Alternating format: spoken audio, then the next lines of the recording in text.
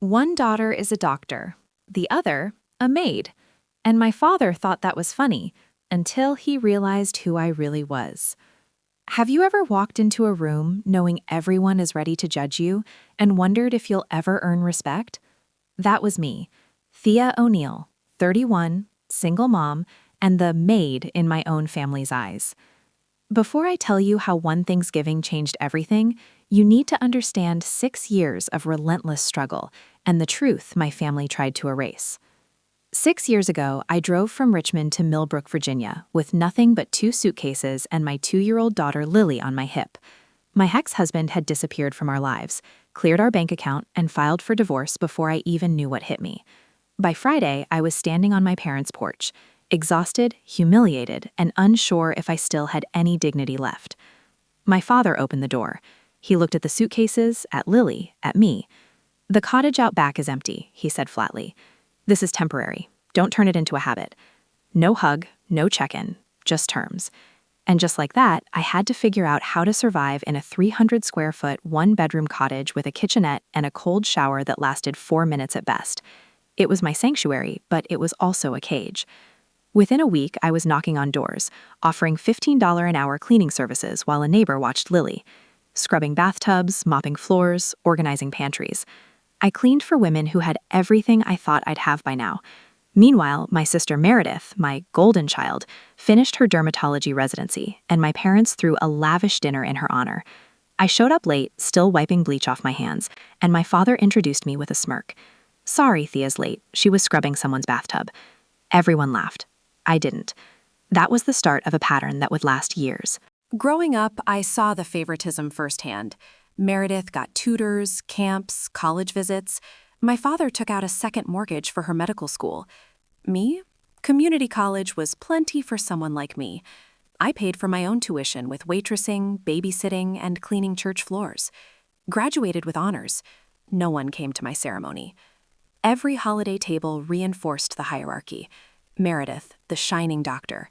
Me, Thea, the invisible daughter, the maid. But desperation breeds clarity. By year 2, I noticed a gap in the Shenandoah Valley market. Vacation estates needed more than cleaning, they needed management. I started Magnolia Estate Services, built a website at 2 a.m., pitched clients, signed 3 contracts. I told my mother, "Mom, I'm building something." She nodded. Meredith got invited to speak at a Boston dermatology conference. That's when I understood my family would never see my achievements. Not truly. Then Gloria Ashford, my estranged aunt, called.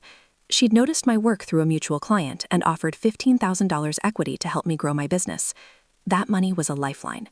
With it, I hired part-time staff, improved operations, and started thinking bigger. Gloria told me something I'd never forget. Family should be a safe place, Thea, not a cage. Fast forward 2 years. Magnolia had grown to 5 employees, 8 properties.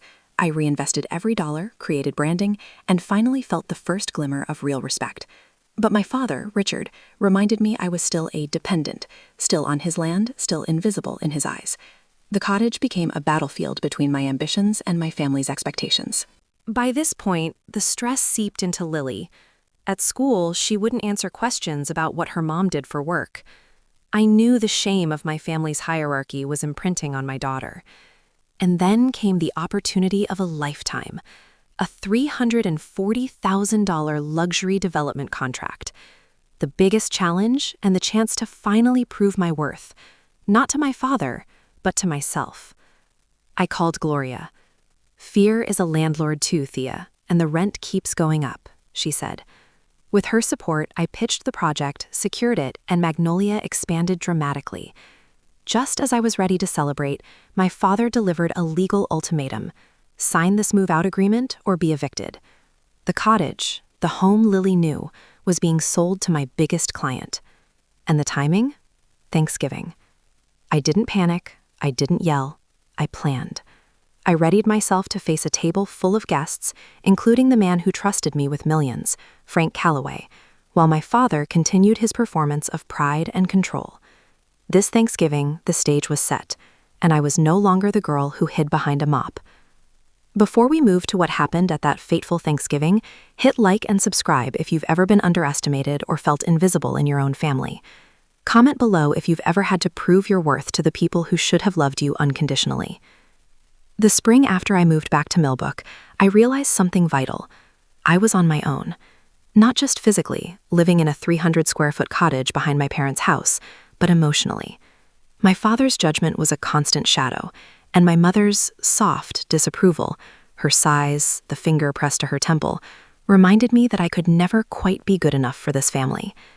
At 25, with a toddler on my hip and nothing but a few suitcases, I had to make a choice: stay invisible, shrink into the role my parents had assigned me, or fight for a life that was mine. Within the first week, I started knocking on doors. Neighbors, friends of friends, anyone who needed a deep clean. I scrubbed tubs, mopped hardwood floors, and organized pantries while Lily played quietly on a blanket nearby. $15 an hour, cash. No taxes, no benefits, but each dollar was a step toward independence. And each home I left meant I was building more than just a spotless space. I was building a reputation. Meredith, my sister, was finishing her dermatology residency. My parents threw a dinner for 20 people, and I showed up late, still scrubbing bleach off my hands. My father, of course, took this as the perfect moment to humiliate me. "Sorry, Thea's late. She was scrubbing someone's bathtub," he said, loud enough for the whole room to hear. Chuckles, eyes avoiding mine. Meredith smiled faintly, uncomfortable. I didn't respond. I'd learned early that arguing didn't matter. Silence was my shield. I remember sitting there, Lily clinging to my hip, and realizing something. They weren't laughing at the work itself. They were laughing at me. At the idea that the daughter they'd branded as less than could even have ambition. That understanding lit a quiet fire inside me. Because here's the truth. My father's favoritism didn't start when I moved home. It had been decades in the making. Meredith got SAP tutoring, AP summer camps, and private college visits. When she was accepted to medical school, my father took out a second mortgage to pay tuition.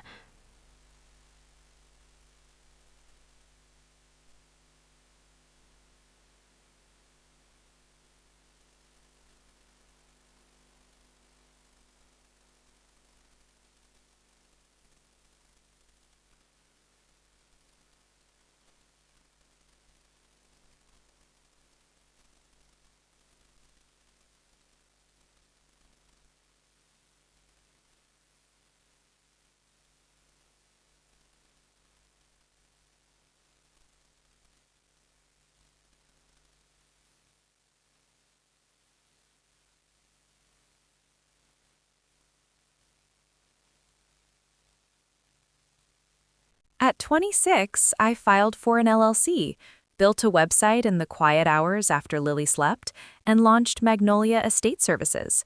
Just me and a secondhand laptop. My first 3 contracts came in the same month. Not massive, but real. And for the first time, I felt something my parents had never taught me: pride in my work, unfiltered by judgment or comparison. Then came Gloria, my aunt, a woman who had been erased from our family narrative for a decade, living alone, quietly resilient. She saw me, really saw me, and offered $15,000 in investment. Not a loan, but equity. "Somebody should have believed in you a long time ago," she said. Those words cut deeper than any joke from my father, because they carried truth, recognition, and hope. With that money, I hired 2 part-time employees and began running Magnolia like a real company. Systems, schedules, uniforms, client leadings. I was no longer just a cleaner. I was a business owner. And every day, I watched Lily absorb my actions, my resolve. She didn't yet understand the scope, but she saw the dignity of honest work, the courage of standing up for yourself when the world tries to define you. By the 3rd year, Magnolia was thriving. 5 employees, 8 properties under contract, revenue growing steadily. I reinvested every dollar, bought a proper work van, printed business cards with the Magnolia logo. I had created a world of my own making, a world my parents couldn't touch, though they still tried. Richard, my father, would occasionally remind me of the cottage, of the temporary nature of my living situation. Casual comments at Sunday dinners, implying my life was still under his control. But by then, I wasn't afraid. I understood the leverage he held. his reputation in the town, my desire to stay close to Lily. I called Gloria immediately. Her advice was simple but profound. Fear is a landlord too, Thea. Don't let it rent space in your mind. That night, I made the call to the developer, Frank Calloway. The conversation wasn't easy, and he didn't say yes immediately. But I sent my portfolio, meticulously crafted, and 3 days later he called back. "If you want it done right, you call Magnolia," he said. Just like that, my small operation became a real business. Growth, recognition, legitimacy. And yet the shadow of my father lingered. Weeks before Thanksgiving, he handed me a notarized agreement. Move out of the cottage by March. The buyer? Frank Calloway, the same man who trusted me with $340,000 in contracts. The same man my father wanted to impress at Thanksgiving dinner. My father's arrogance collided with my ambition, and for the first time, I didn't flinch. I didn't sign the papers. I didn't yell. I walked out. Called my accountant, lawyer, Gloria. Thanksgiving was 5 days away, and for the first time in 6 years, I wasn't dreading it. I was ready. The air was crisp, leaves swirling in red and gold around the driveway, the smell of roasted turkey and pumpkin pie spilling from every neighbor's home. I parked the van in the driveway behind our family home, Lily holding my hand, dressed in a little plaid coat.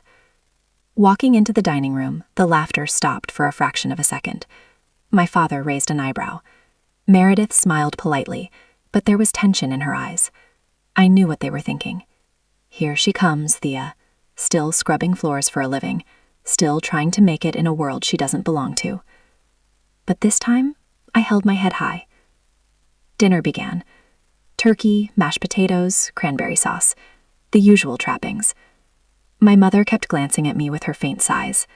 My father leaned back, ready for the punchline. And then, as if on cue, Frank Calloway's call came in. Then the questions came. My father's voice tight, forced calm. You mean you're running a business?" "Yes, Dad," I said evenly, "and it's been growing steadily for 3 years. I hired a team, we have contracts, and we're expanding." Meredith coughed, polite but shocked. My mother's hands pressed together. Lily sat quietly, sensing the shift in the room. You didn't go to med school?" my father sputtered. "No, I didn't," I said, smiling gently. "But I learned something just as important: how to survive, how to lead, and how to create value with my own 2 hands." The laughter I had expected didn't come. In its place, a quiet, uncomfortable acknowledgement. I continued, "You've always believed I'd never amount to much. You favored Meredith. You doubted me. But here I am, Dad. I'm not just surviving anymore. I'm thriving." I glanced at Lily, and I want her to see that she can make her own path, no matter what anyone says. My father leaned back, jaw tight, eyes avoiding mine. He said nothing for a long time. Then my mother spoke, voice low. "Thea, No, Mom," I interrupted gently. "I don't need approval. I don't need praise. I need acknowledgement that I am capable, that I am enough, and that Lily and I have earned every step of our journey." Meredith finally spoke, softer than I expected. "I didn't realize." "That's okay," I said. "You didn't have to. But now you know." The rest of the dinner was quiet, but the atmosphere had shifted. I wasn't the family's overlooked daughter anymore. I had authority, confidence, and proof. After the meal, my father finally muttered, "I suppose you've done well for yourself."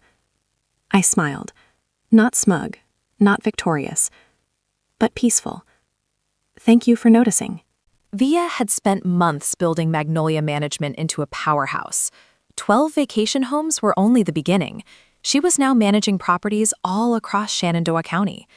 The phone calls, emails, and client meetings never stopped, but every success brought more attention and jealousy. It started with Jackson Reed, a local property magnate. Jackson was known for undercutting competitors, charming investors, and pushing small businesses out of the market. When he learned Magnolia was securing prime contracts, he made a move. A lunch meeting at his sleek office downtown felt more like a battlefield. Via sat across from him, her laptop open, charts and projections ready. Magnolia is growing fast, Jackson said, leaning back in his leather chair. I hear you've been winning contracts I've had my eye on. Yes, Thea replied, steady. And I plan to continue providing the best service in the region. Jackson smirked. You've done well for a newcomer, but do you really think you can keep up? Managing 12 homes is one thing. 50 is another. You might burn out before you even get started.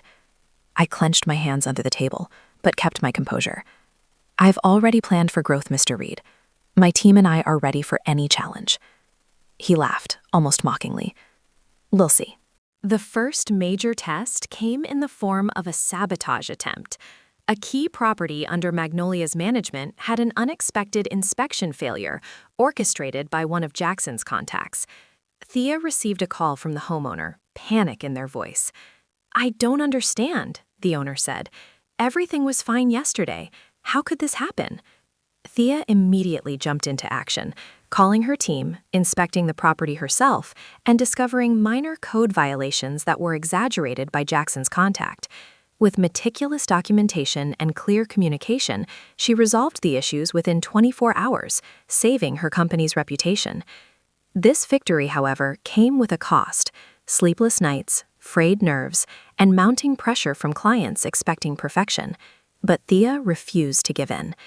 Then came an unexpected ally, Jackson's estranged niece, Marissa, who had been working quietly as an independent contractor in property management. She admired Thea's resilience and offered insider advice about Jackson's next moves. With Marissa's help, Thea uncovered a major loophole in one of Jackson's deals that could threaten his entire local portfolio.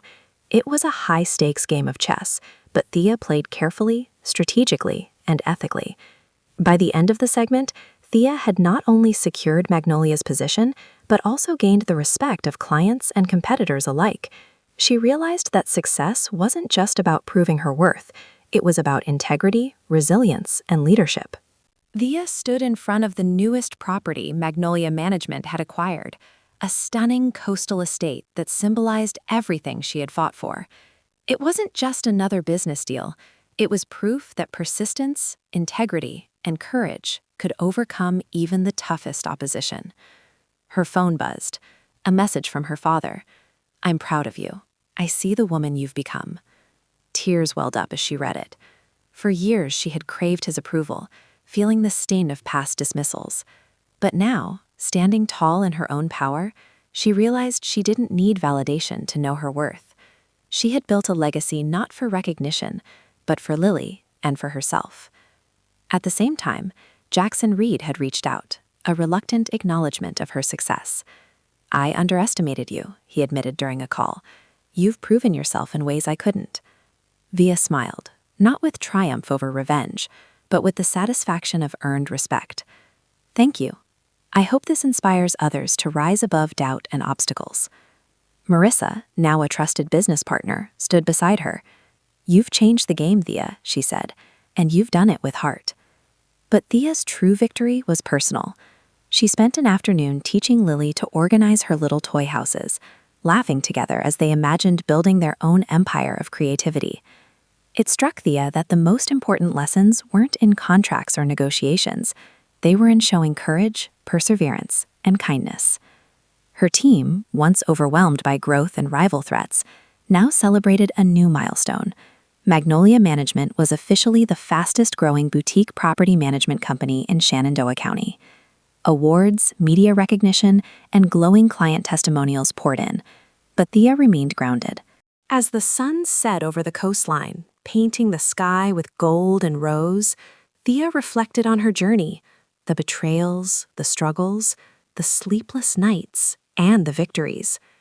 Every challenge had forged her into a leader, a mother, and a woman who refused to be limited by expectations. She knew this was only the beginning. Magnolia Management would continue to grow, but more importantly, she had shown her daughter that no dream was too big, no obstacle insurmountable, and no rival undefeatable when approached with integrity and courage. Inspired by Thea's journey? Like, comment, and subscribe, and share your own stories of overcoming obstacles. Remember, success is built on courage, persistence, and believing in yourself, no matter the odds.